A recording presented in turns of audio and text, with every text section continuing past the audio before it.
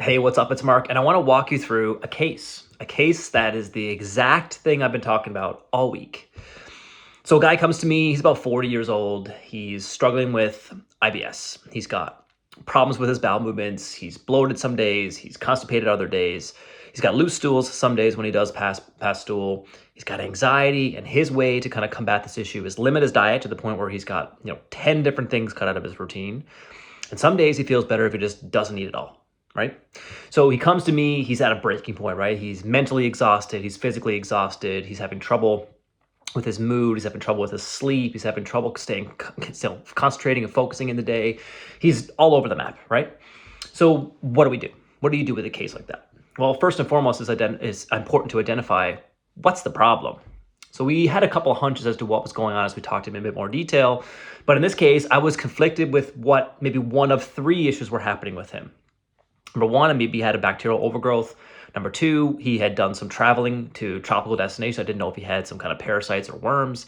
And number three, I also didn't know if he had some stomach infections because he did have heartburn. So I ran a test called the GI map. And the GI map basically summarizes what's inside of your stool. So it answers the question, what's living inside of me? It gives me a depiction of all the good things, all the bad things, all the digestive things, and things that we need to worry about. It gives us all those kind of good clinical picture.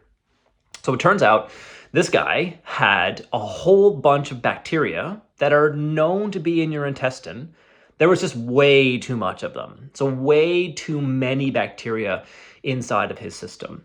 So when he was consuming these foods that were fiber dense, like anything that had fiber, he was getting this massive gas production, which was leading to him having his problem. So his answer to that was, don't eat. And I get it, right?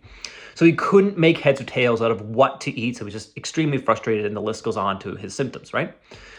We fast forward about a month or so after looking at the GI map and understanding what he needed. We gave him berberine. Berberine is an herb to kind of choke out those unwanted bacteria and help your body bounce back from the inflammation and start to balance blood sugars again. That's also very important to helping with your intestine. So berberine herb, I'll put a link to it down below so you can see it. It's usually something I use every day. One of my favorite herbs.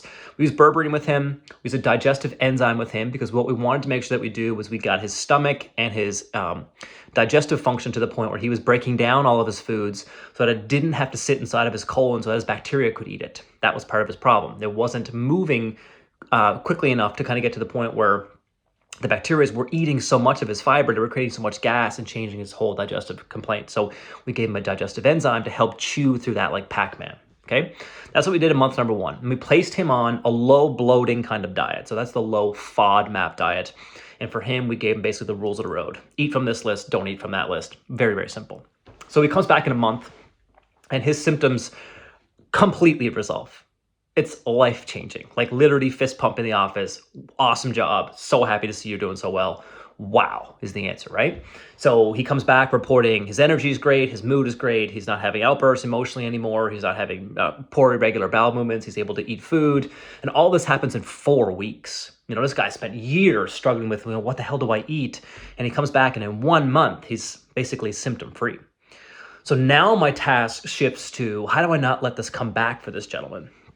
So we started working with replacing the digestive enzymes, replacing the things that are being pulled away from stress. So in this case, what we replaced was his vitamins and minerals. So we gave him some things like a meal replacement protein powder. We gave him a really good quality fish oil. We gave him really good anti-inflammatory support because his joints were getting sore.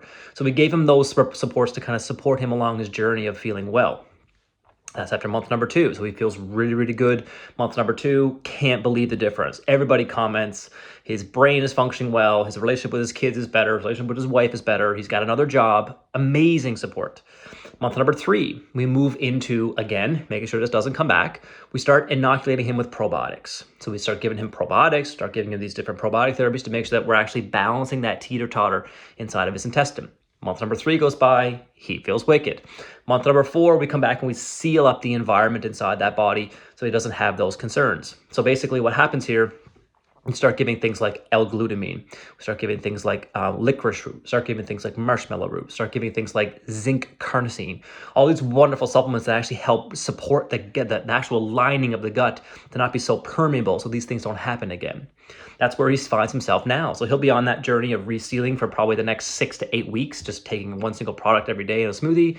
And this guy feels absolutely awesome. That's after 3 months of doing the right stuff and stopping the suffering after 1 month. So if there's digestive complaints in your history, if you're trying to figure out what's right or wrong, again, I can't lay it out for you any easier. We have to follow these 4 steps correctly to make sure that we are getting the right results.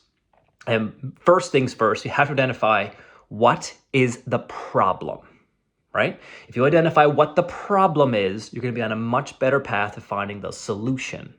So again, if you're in that situation where you're guessing what's wrong, you're not doing it right. You have to make sure that you know exactly what's going on. So I hope that video helped. This guy feels great. If you're struggling with any digestive issues, again, I'm here. I'm ready to help. See ya.